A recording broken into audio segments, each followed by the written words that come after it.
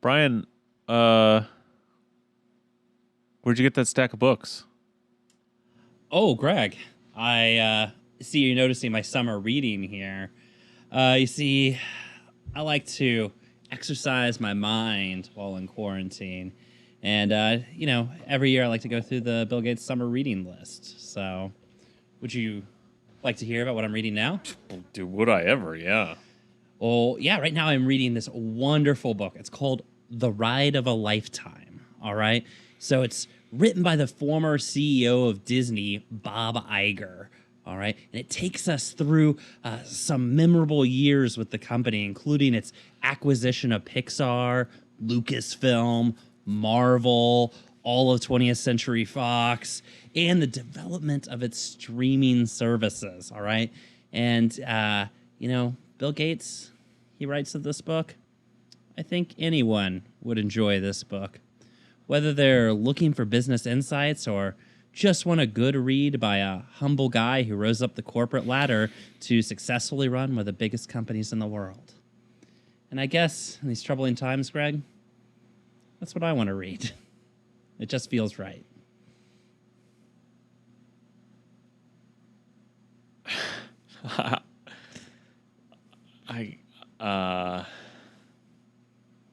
So, Greg, would you like to borrow one of my books to maybe read in the beautiful shade of Green Lake Park? No, I'm good here on the couch. I'm comfy. What do you want to watch?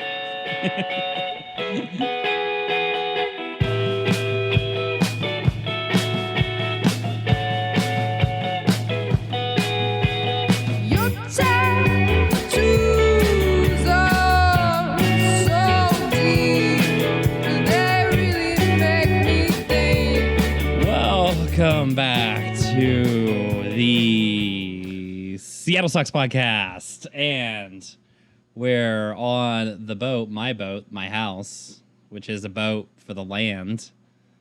And I'm here with Greg because he destroyed his house, which is a boat, which is a house for the sea. Okay. Multiple people have asked me, did you really sink the boat? Alas, no.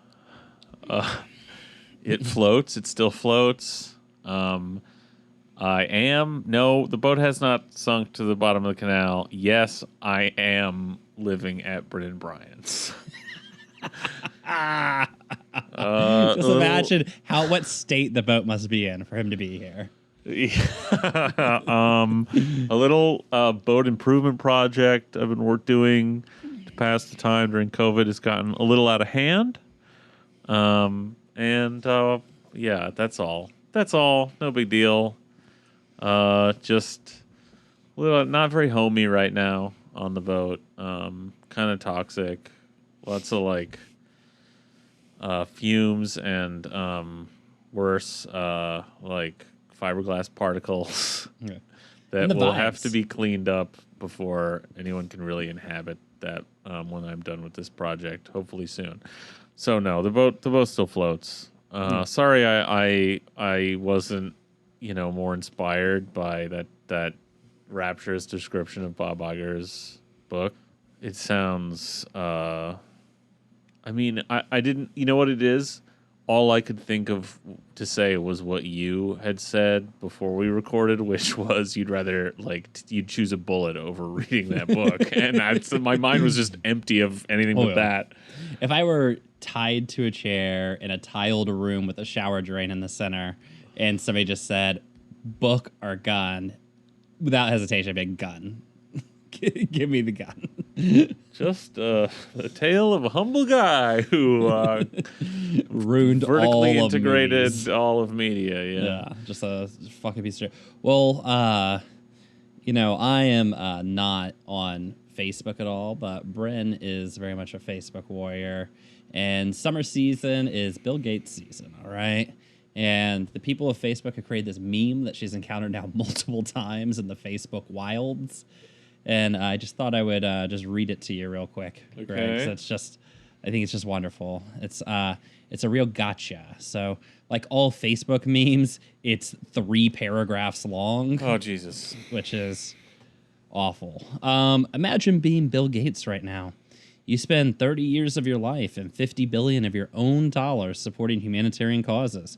You directly save hundreds of thousands of lives in Southeast Asia by providing anti-malaria netting to half of a continent. You drop infant mortality rates throughout the entire developing world by funding vaccine programs, including vaccinating 40 million children for polio. And amongst a plethora of philanthropic endeavors, you fund free educational platforms like Khan Academy. Khan Academy. So people can have free access to high-quality education. Then, after donating half of your wealth to charity and pledging 90% of the remainder to charity in your will, arguably doing more to better life on Earth for humanity than any other human being to ever live, you hop on the internet only to find a million scientifically illiterate fucking imbeciles that are using the very computers you invented in the first place to call you a child-murdering arch-villain antichrist because they watched a YouTube video made by some yokel with the comprehension of a potato.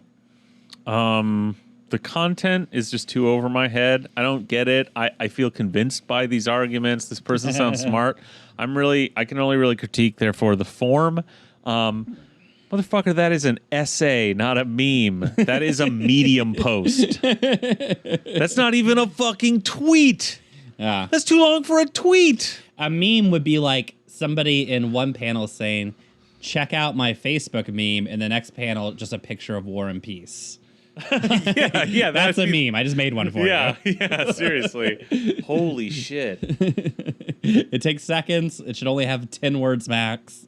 If someone made that as a tweet thread, people would be dragging them for how long and boring it is. But yeah, it's truly fucking stupid. But anyways, I don't know. That's all the dumbest things on the planet. Bill Gates is, but I do love. I mean, what a stupid fucking country. What a stupid country full of stupid people. What a like who is if you post this, you are less than a dog. Like, you a are. dog has some dignity. yeah. When a dog like chases a car, it has more dignity than this. You're the dog the other dogs piss on. Oh my god.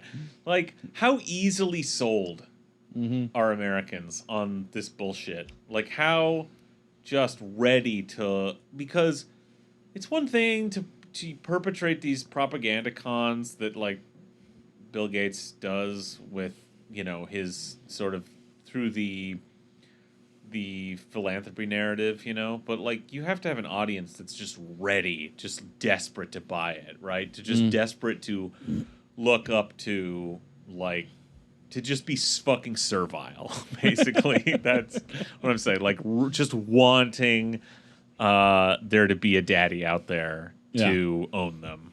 Yeah. Awful. Just dog shit. Absolutely wretched. Yeah. Very sad, very boring. All right. Well, Greg, that's enough about things going on in your life. Let's talk about my life again. Oh, okay. I think I pretty much know everything about your life at this point. But. Well, one of the things you missed while you were selfishly working on your boat was that I had to get in contact with the unemployment office for the state of Washington. What? Yeah, who sent me a hilarious letter posting the amount of money they had given me on unemployment and then stating, explain to us why you think you're not at fault for this amount of money going to you. Yeah, wow, that sounds serious. And then I had to send multiple forms of ID in and things like that. And they're in a bit of a pickle over there, I hear. Well, the easy answer, if you're asking me, your local unemployment guru, why this is, Brian, why is the form letter you received from Washington State Unemployment Services implying that you have committed a fraud and that you owe, at the very least, owe back all the unemployment money you've been paid so far. The easy answer, Brian, would be this. This is from the Seattle Times, because this has all been unfolding over the last couple of weeks, but this headline is, in the Seattle Times is how missed red flags helped Nigerian fraud ring, in quotes, scattered canary, bilk Washington's unemployment system amid coronavirus chaos. Earlier this spring, as Washington began to pay out enhanced employment benefits to tens of thousands of laid-off and furloughed workers, a criminal organization halfway around the world spied an enormous opportunity. A Nigerian fraud ring dubbed Scattered Canary by security researchers. So basically, it's one of these bullshit. If you click the link through, I mean, you know what it is already. It's like one of these bullshit cyber intelligence services that puts out these horseshit reports that they give these names to all these things that they say are probably they have reasons to believe are an organized, coordinated thing. Who knows? I mean, a lot of it may be in this case one organized crime organization, but I don't trust these fucking that research firm doesn't know. No, they don't know shit. Yeah. No, these people are the biggest. A lot of the Russiagate shit. Wait, are you talking about Fancy Bear and Cozy Bear? Oh, the very real, the very real thing. Definitely not made up. Yeah, exactly, exactly. Yeah. Right. It was a lot of the original, primary documents of Russiagate are these inane reports put out by these for-profit cyber intelligence mercenary firms out of the Bay Area, to just cobble together nothing. And someone was just was just recently dragged in front of Congress and basically right and was like, this has been known for all this time, but they had to say we don't really know that was even coming from Russia or that this was anything. Yeah, they brought forward the head of the security firm, which is like CrowdStrike or whatever. But they brought the head of the security firm. This isn't CrowdStrike. This is another one. Though, for all I know, it's the same people. Yeah, and under oath, basically, just was like, we don't really know anything, which is the correct answer because these are actually PR firms and not security firms. Yes. And their job is to spin your completely stupid fuck up, like, I don't know, when Sony Pictures laid off a whole bunch of workers who had access to the database of Sony Pictures, and they then proceeded to steal large amounts of information off that database and publish it. You need a PR firm to step in for you and spin that it's not your fault for being a bunch of fucking morons who lost all the data. It's someone else's fault. Okay, so anyway, they're calling this Nigerian fraud ring Scattered Canary. Not even a very catchy code name, but it implies what they're doing is implying this is one organized crime organization doing. Who knows? But they don't know shit. That's the point. This is a sidetrack. We don't care about this. It's more just Scattered Canary would soon begin siphoning off the benefits, notably the extra $600 a week Congress had added to unemployment checks, hiding behind a tsunami of legitimate claims, and using personal information likely stolen in past consumer data breaches. The ring and other criminals filed thousands of bogus applications with the state's unemployment security department. By the time it was recognized, scammers had made off with hundreds of millions of dollars. Which, if true, is fucking awesome. It's hilarious. I mean, is it awesome? I mean, if you want to picture the Nigerian scammer as a cool mom and pop operation where it's just everybody. No, the thing is probably really it's organized crime that is not that cool. They're probably assholes. Who knows though? I would like to think of them as some cool Nigerian Robin Hoods. I have no idea. Neither does anybody, I don't think. But that's what's happening to you, Brian. I think this is my initial reaction to this was, this will be used to this will be used as a cause celeb in the narrative of waste, fraud, and abuse for the next generation. Oh, yeah. To discredit government in general, the Washington state government, damage the sort of credibility of the unemployment system, period, use it to, and then, on a larger scale, a larger political scale, in the talking points, by the right and your austerity Dems. But also in the short and near term, it'll be used to tighten to kink the hose.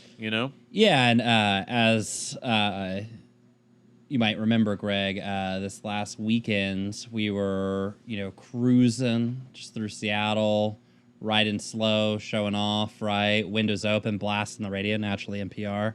Yeah, they had Brandy Cruz, just absolute dumb shit from fucking Coma or whatever. It's Q13 or Q13, but going on about exactly that, which is the real problem is Washington's overgenerous unemployment benefits, which have made us. It was worse than that, Brian. It was. I mean, that's. Target. I'm going to get to that, but actually, God, such a hack, such a lazy hack mind. But this makes it so easy. Like when I was saying this on Twitter, people were like, "No, this seems like a big deal. This is real." I was like, "Yeah, of course it is. This sounds like a big deal. This was a big fraud."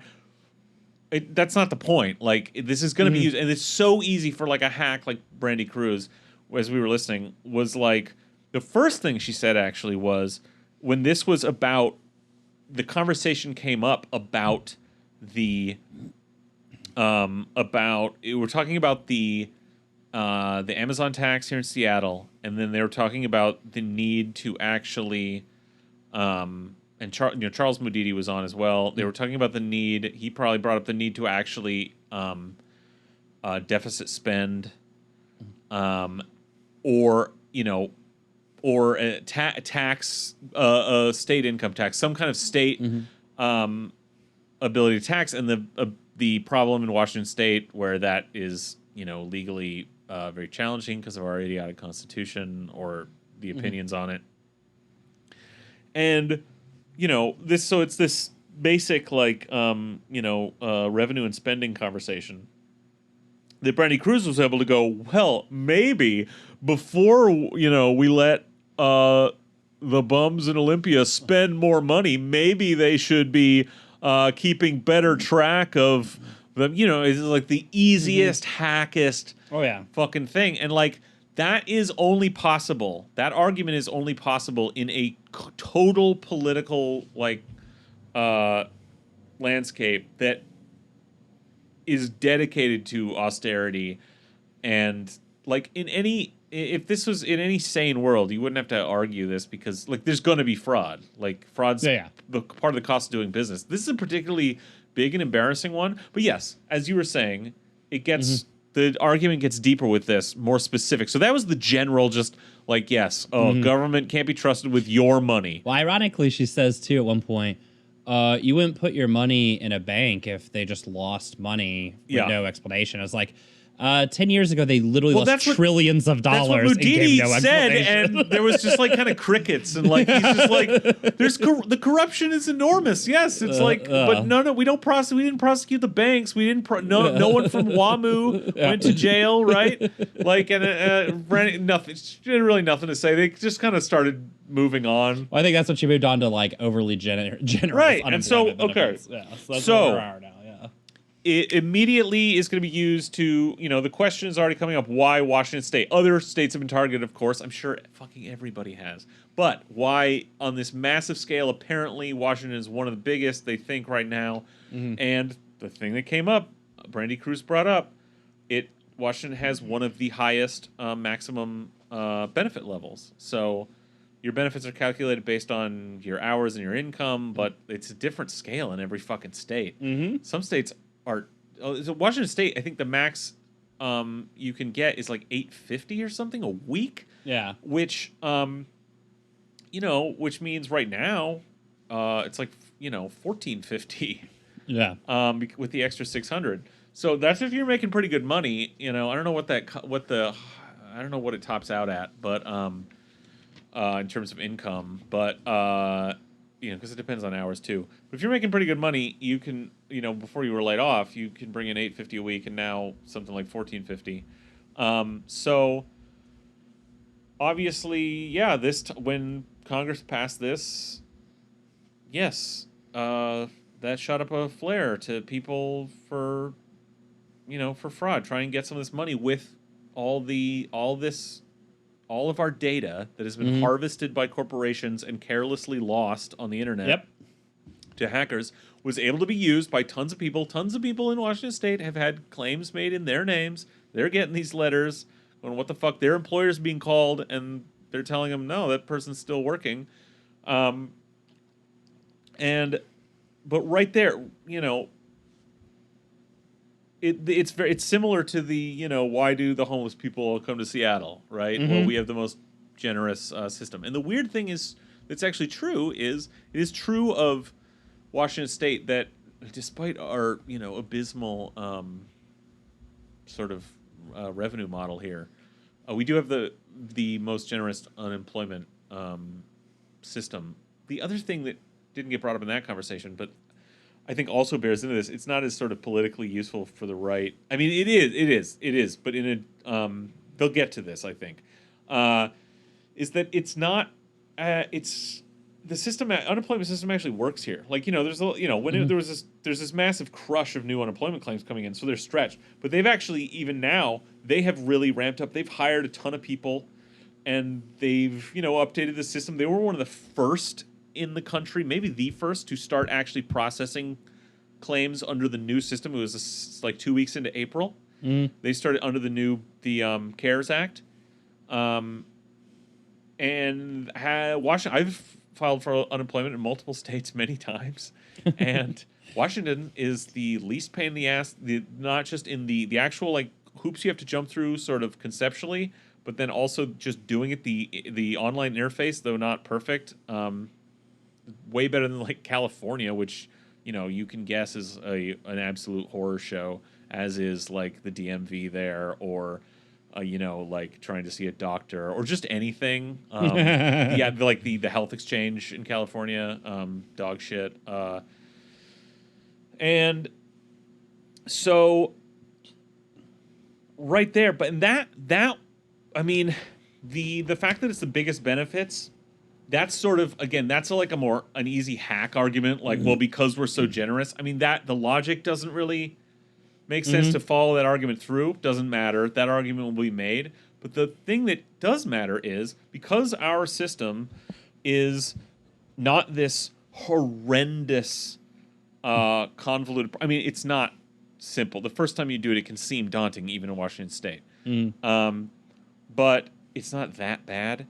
And that fact will be cited, maybe in not those terms, but in terms of like, was it so easy? Why is our system so lax that we're letting these red flags get by, right? These scammers could just go online and suddenly have, you know, with a little bit of stolen information, and suddenly have money in their bank accounts. And yeah, under a better system, that would be a fair question to be addressed in like a rational way.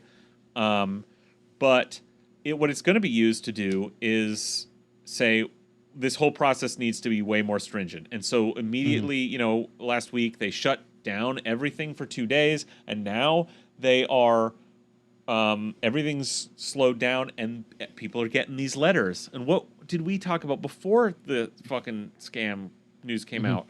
That they'll start at some point using anything to start bouncing people off. So what we know about social welfare programs is that when the means testing is made more complicated, or the application process or administration process is made more complicated, the effect, and usually the intention, is to just keep people off it. Yeah, to train them not to apply. Yeah, because it's daunting, it's confusing, you get fucked up, there's constant threats that you might be committing fraud, right? Well, yeah, let me this is my letter, right? So, you know, it begins with under potential overpayment. We may have already paid you $1,580 in unemployment benefits. Ooh, I'll let that one out. Like, look who's rich. So, you know, so they may have done this. Yeah. Which they definitely paid me that money. It's not an overpayment, but they paid me that money. But I love then the question I have to answer, the part I got to fill out is, why do you feel you were not at fault for this overpayment? Amazing. And then right above it is like, we're going to garnish your wages, take you to court, all this stuff. So, yeah, when you send people letters like this, where you essentially told them like, Yeah, you know how you did everything we asked you to do? We calculated your payment and told you what it was going to be and then sent you the money. Late, I might add, but sent you the money. Now we actually are saying that you robbed us, and we're going to, I mean, my response to them was, hey, I don't do the payment calculation or the divvying of money. So this is the kind of tactic. But this is what this is to scare you away. This is the kind of tactic that we were talking about weeks ago. Like stuff like this, they'll find ways to start auditing people and trying to cull people off this because, the Austerians in power, at all levels will be just looking for ways to get people off these unemployment rolls. And so, this fraud is just the perfect early way to start doing this. Again, it's a thing they should address, but what are they? But this is now going to be a cover, right? For this, everyone, whatever I haven't gotten this letter. I mean, I figure it's because I have been filing unemployment in Washington State on the same account for a decade. Or it just hasn't shown up yet. Yeah, maybe. It's very possible. Because you had a friend tell you that they got the letter. I have a friend, actually, who was unemployment when Boeing furloughed them for a while, and he's got to go to court for his. He just got a court date. Amazing. That's so fucked up. Yeah, so I mean, it's clearly going around at this point. So they were able. What this said, then the Congress was able to pass this CARES Act. Bernie was able to implicitly hold Congress hostage because they were so desperate to get the corporate bailout out the door that he got the extra $600 in there. Washington State was able to go, oh, we're gonna get this money out the door to people who need it and have that fucking commitment publicly, and now we're just going to whittle it all down and just crush people into the ground. Because what this is, how many people who get that letter are just absolutely shitting themselves right now? That they owe money back that they already fucking spent and they're broke, they're jobless and broke anyway. This is going to terrify the living shit out of people, and a lot of people are going to give up, right? Well, I mean, to quote my friend at Boeing, he was like, dude, it's fucking stupid, man. Next time I just won't apply. And that's the goal. That's the goal there, right? Listen. And so when you listen to a dumbass like Brandy Cruz, if you think about what is her actual argument, when she says we have too generous unemployment benefits, is that we shouldn't have unemployment at all. Yeah. Right? Because if there's, in the conservative mind, the way they like to frame it is that there's even a chance that a penny that's been misspent, then it shouldn't exist. I mean, not with corporations, not with banks or whatever, but with social programs. And so, I mean, this is don't bother applying, right? Or else we're going to call you in for your, fraud later. Yeah. This is a conservative mindset that is designed, that is about upholding a system that grinds the poor into dust. This is the same, this is our police state, how the logic it operates on, where better that, consider 100 innocent people go to prison, lest one guilty poor person go free, Yeah, and consider too that part of what I had to send in response was I had to send in 2 forms of ID, one of which had to be my social security card and the other had to be a photo ID. Well, I don't have my fucking social security card. So I, realizing what a dumb thing this was, I sent in 4 forms of ID, right? Yeah. Now, granted, I'm going to hear back from them saying, some sort of shit that I'm going to have to show up somewhere or whatever because I didn't have a social security card. All I had was a passport, a driver's license, a birth certificate, and tax forms. So how could I possibly be me, right? Yeah. But again, for a lot of people, for poor people, don't have their 8 forms of government ID on them all times, right? I mean, there's lots of reasons to not have every form of government ID available. Oh, guess what? We're in the middle of a pandemic, so you also can't get them if you need immigrants, documented or otherwise. Yeah, exactly. Who are employees in Washington State who are paying into unemployment.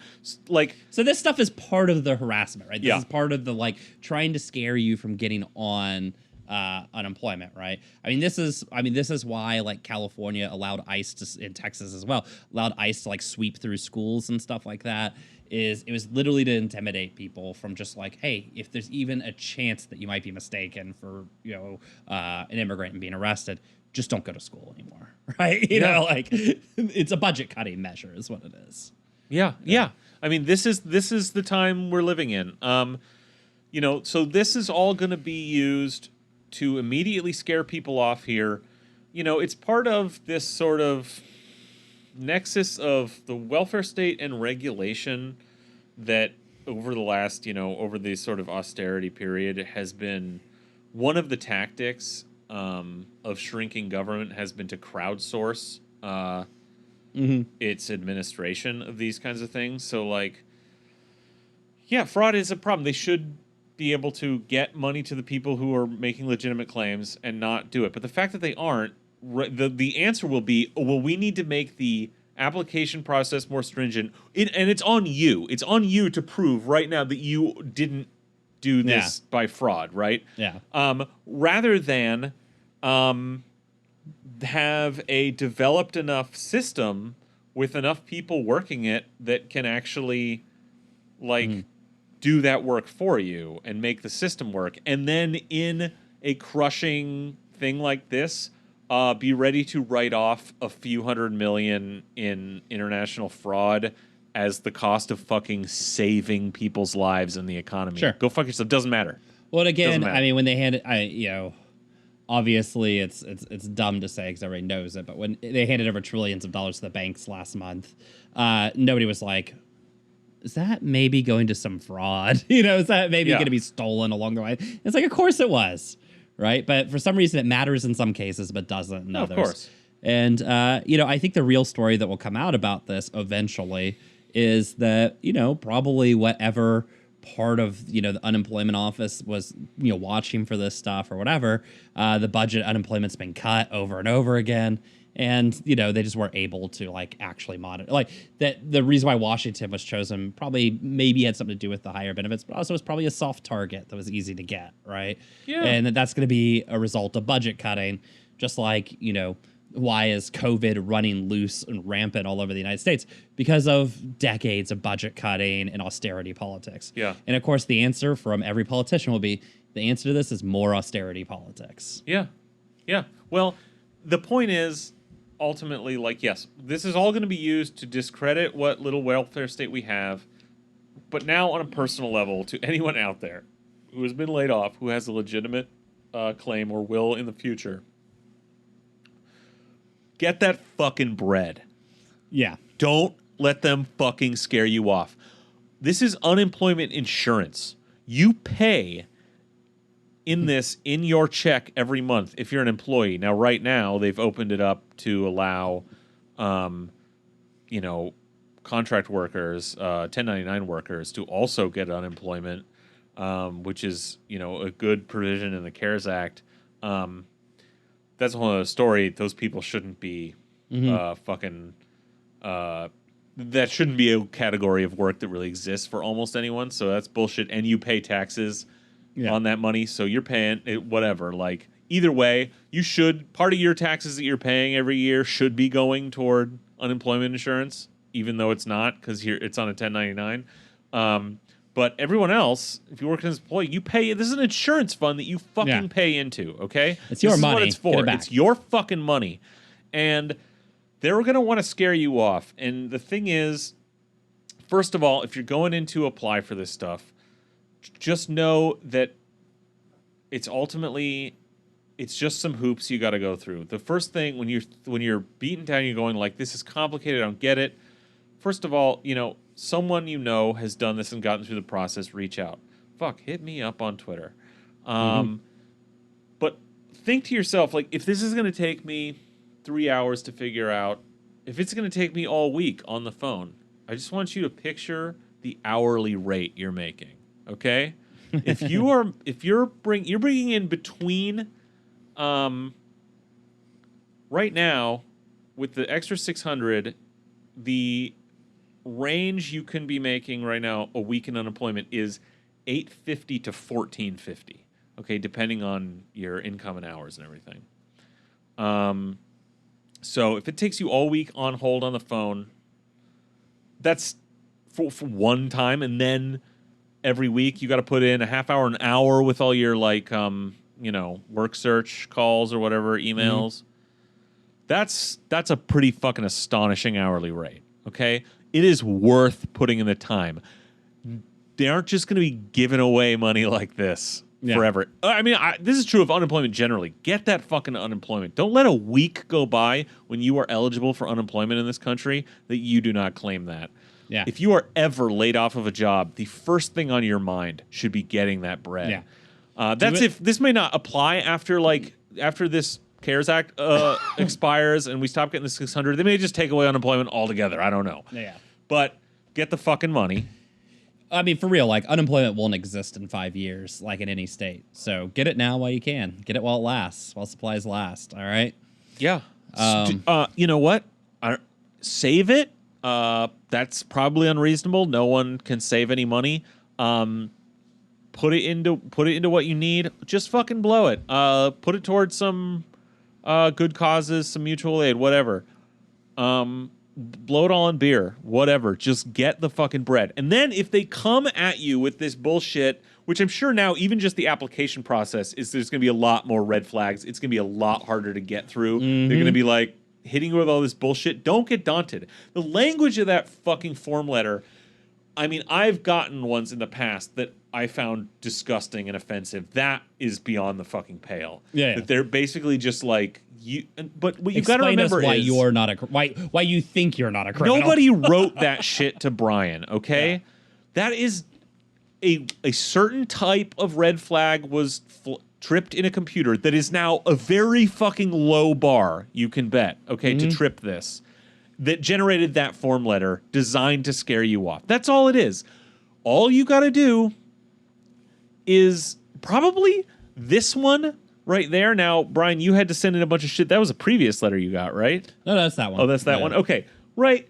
So all it's really saying is, oh, we're checking to make sure you exist. That's all they really should have said, right? Well, and I will say, like, having been audited by unemployment, because I was unemployed in 2009, right, where they audited everybody, and having been audited multiple times on unemployment, really all they're looking for is for you to show up, right? Yeah. And this is they're trying to get the low-hanging fruit, right? Yes. So they're trying to get the people who don't respond, who they can just start quietly garnishing your wages, or, take you to court, right? Or at least not paying you the benefits. Yeah, or, like, ban you from unemployment benefits, right? Yep. So they're trying to get all that. Right, because if you're convicted of fraud, if you are at the very least, I mean, fraud is not good. You don't want the state coming after you for fraud, but at the very least, you're going to get that your wages garnished and you're going to be banned from benefits of any kind ever. Yeah.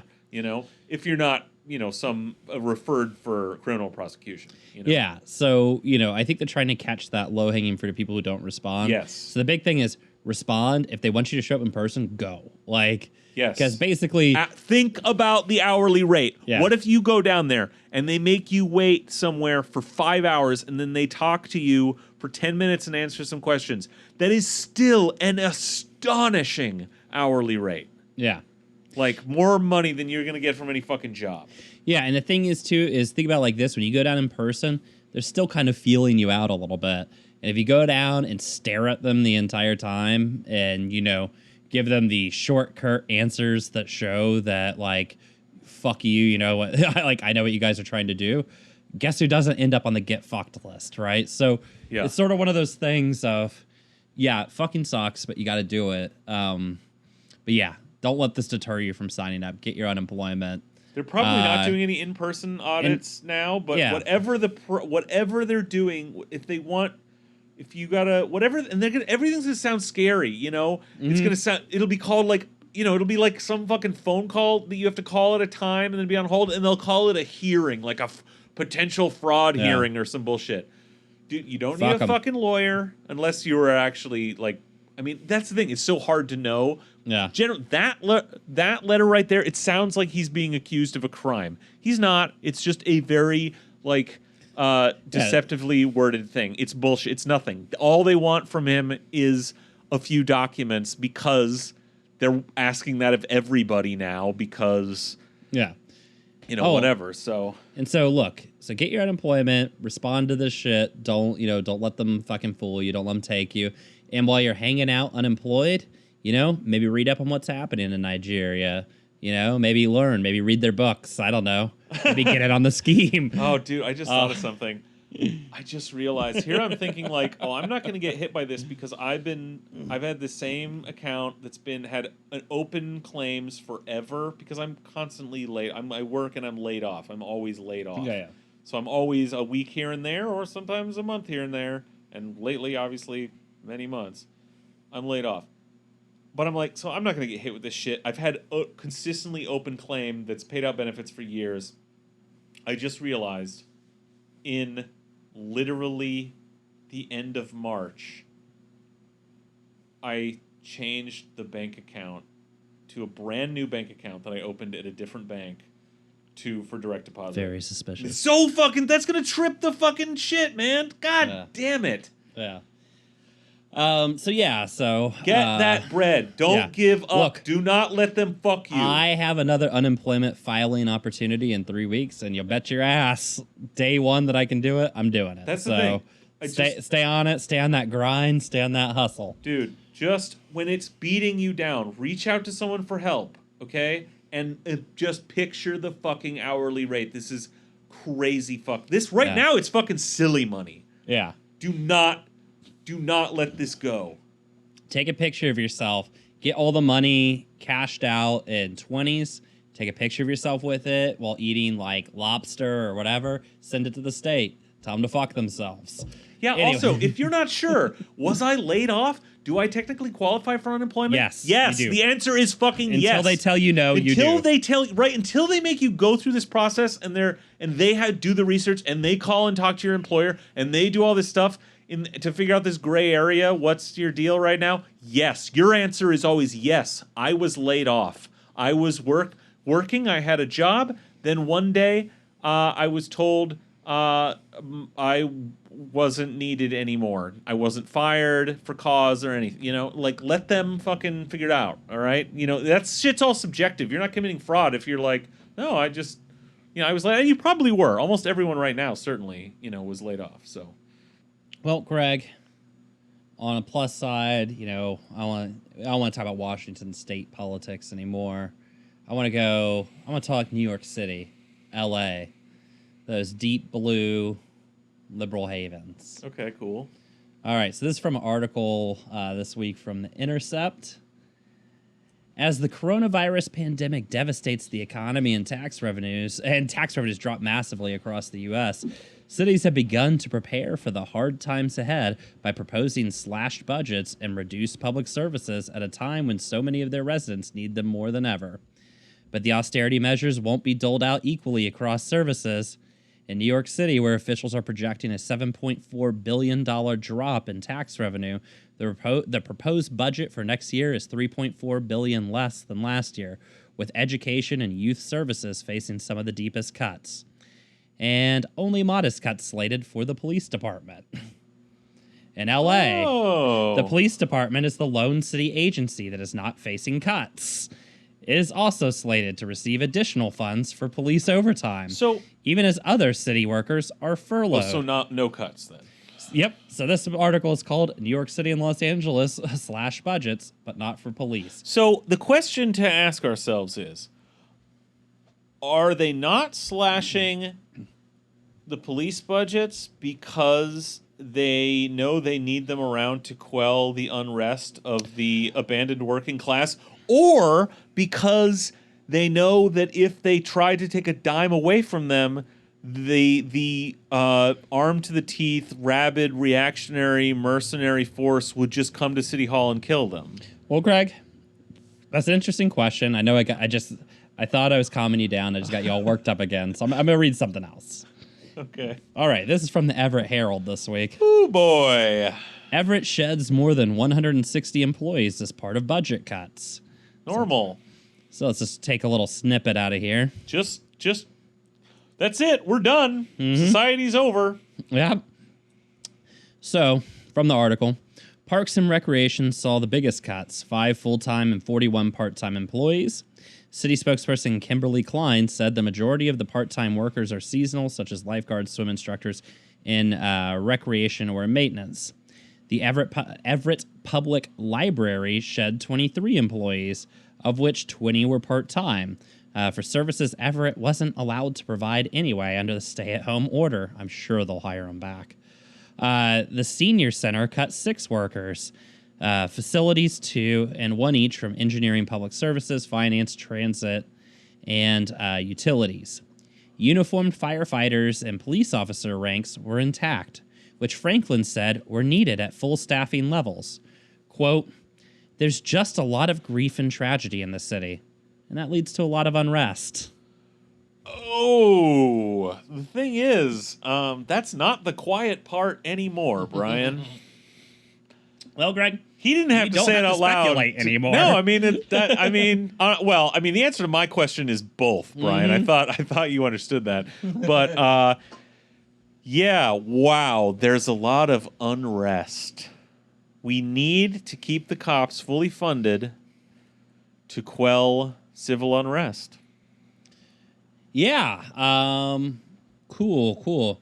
So this basically gets to a point that, I mean, we've been talking about for weeks now, but is that the main product that is going to come out of COVID-19 isn't Medicare for all. Like, we're not going to come out of hundreds of thousands of people dying needlessly from a pandemic in the richest country that's ever existed in the history of the planet, thinking that maybe we should provide health care. The real thing we're gonna come out of this is more austerity. Not just more austerity, but like brutal. We need to, austerity. More brutal. We need to go like light more years. Policed austerity. Yeah, we need to walk, decades and months, right? We need to move fast, slash and burn everything. And yeah, I mean, they continue to ask the mayor of Everett about this, and the mayor just, when they say they basically like all. Doesn't society like have to run? And the mayor just says, if we waited 3 months to make these types of decisions, we'd have to reduce staff even more. Then later on, he says, oh, yeah, it's not that we don't have anything left to cut. That's the stuff we'll have to cut. The other stuff we'll have to cut is stuff we hold dear and it affects many people. So basically saying, look, if we had to wait, we'd have to cut a lot more stuff.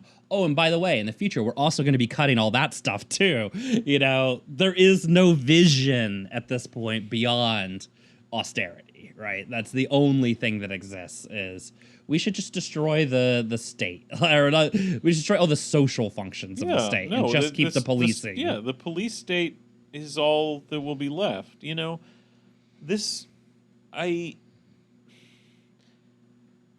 By the way, this is coming to Seattle too. So don't pretend absolutely. This is an Everett problem. No. We will be having this conversation about something Mayor Durkin said in probably a week. The police right now are vastly more numerous and vastly better armed than the National Guard was when it was created to fucking suppress union power. This is what we're up against. I mean, anything could happen in our future with this pandemic happening, this election coming up. I mean, I don't know what it holds, but the power of the state to just crush any attempt to change the terms of this economy, this society we live in is enormous. And, when we try, when there was obviously a massive effort to change it electorally, that also came up against this massive wall. Mm-hmm. They're saying this is what the cops are here for. Yeah. When you start complaining, and I've been seeing some people complaining. Yeah. Well, and now is probably a good time to bring up what's literally happening right now while we're sitting here. In Minneapolis, which is this horrifying video that I think encapsulates everything about American policing in it, where a police officer kneels on a man's neck who has handcuffed on the ground. And, as the man gasps for air, says he can't breathe, begs for his life. And people in the crowd say, you're killing him.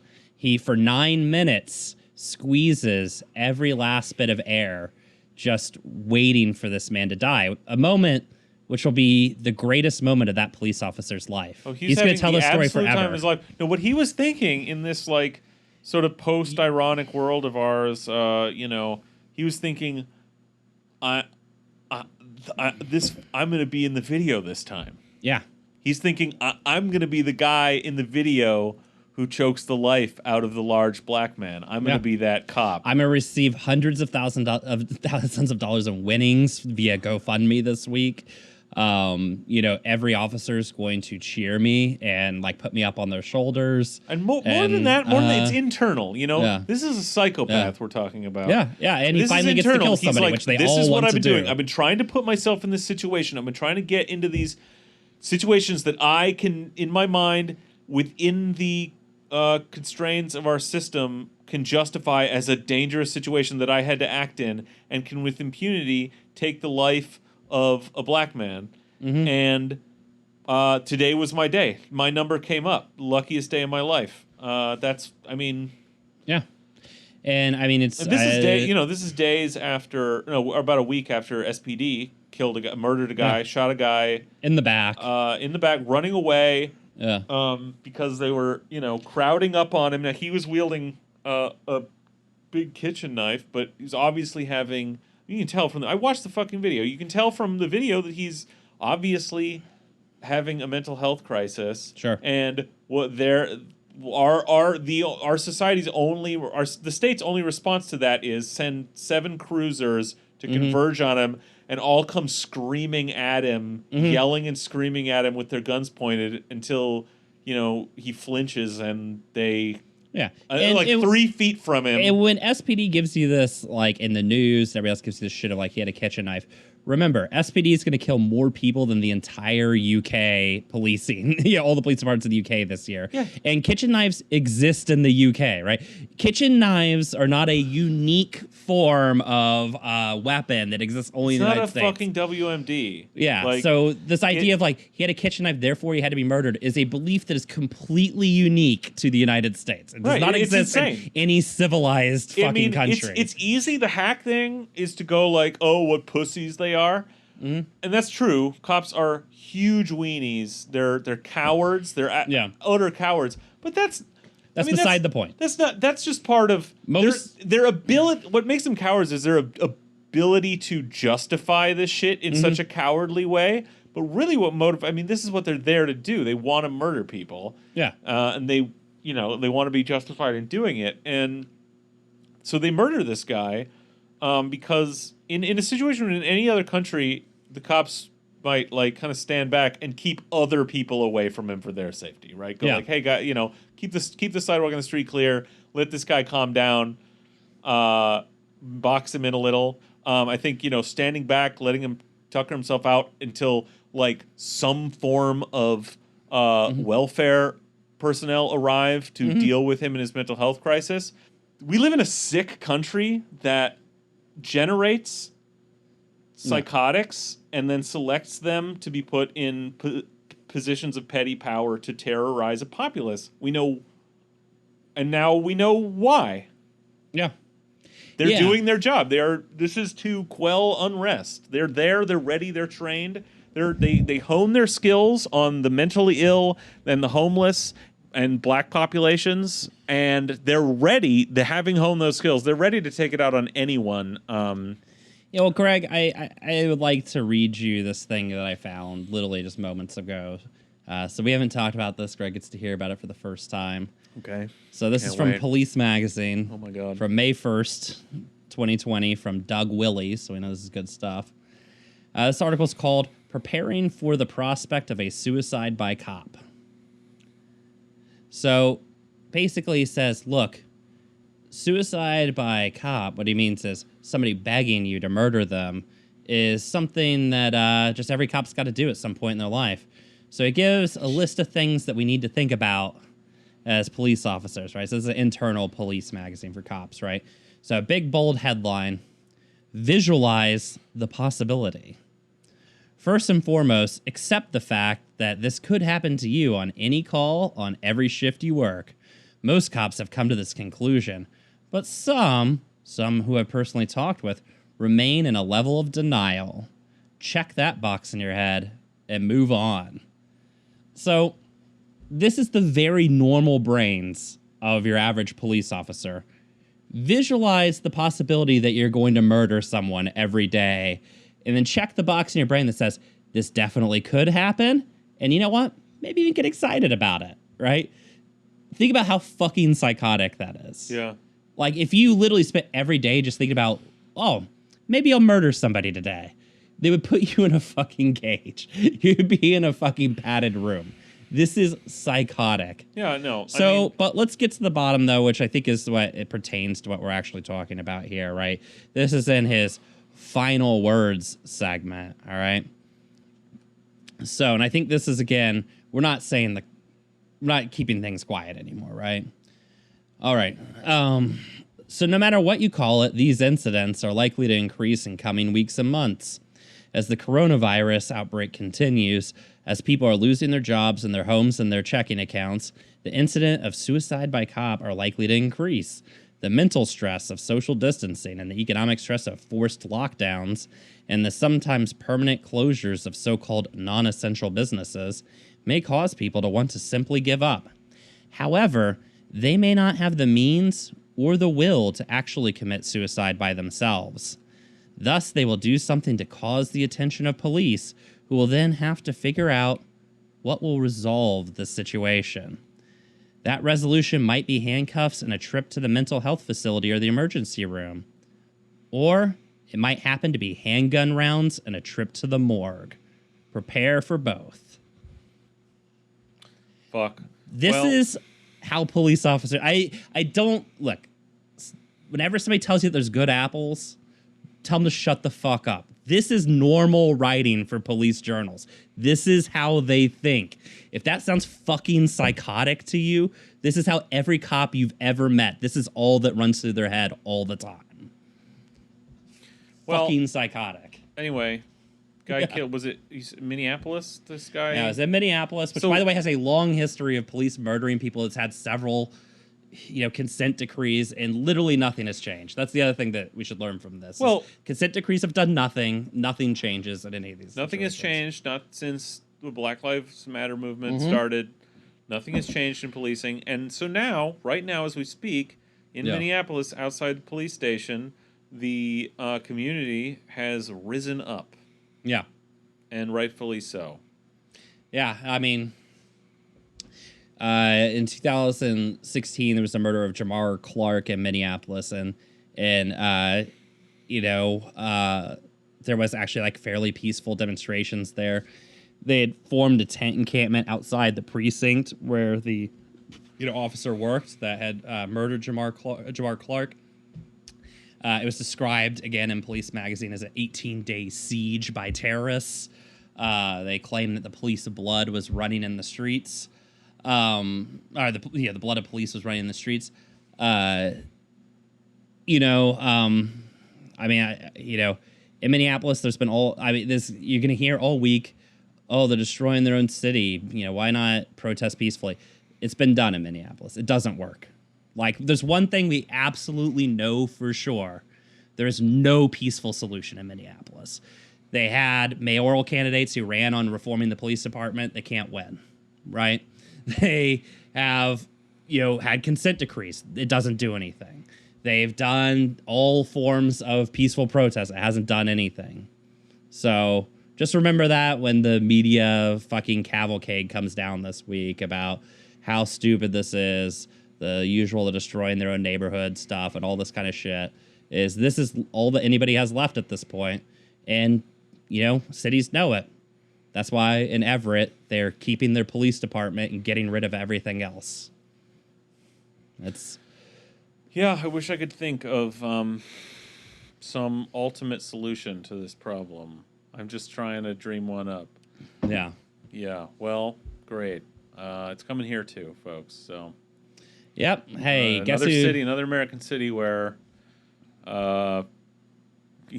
consent decree process and whatever else has just had no effect, and they continue to just fucking murder people. Yeah. Guess whose budget eats up an enormous part of the city budget? I mean, the fucking SPD. Their budget's gone up every year for 4 years, and I'm sure if we were to look back further, if I was looking at a chart that went back further, it's gone up every year for God knows how long. So, expect austerity, and austerity has two sort of aspects. One is pulling money from social services, and the other is spending money on police, on the fist, right? You're no longer getting the carrot; it's all stick now. Yep. Fuck, man. That sucks. Sorry, this podcast is such a fucking drag. Yeah, I don't know. Somebody find a story about a heartwarming, like, renegade squirrel in Green Lake or something, so we could just do an episode that doesn't end in, fucking, dual suicide at my kitchen table. Somebody find something, all right? Somebody help us out here.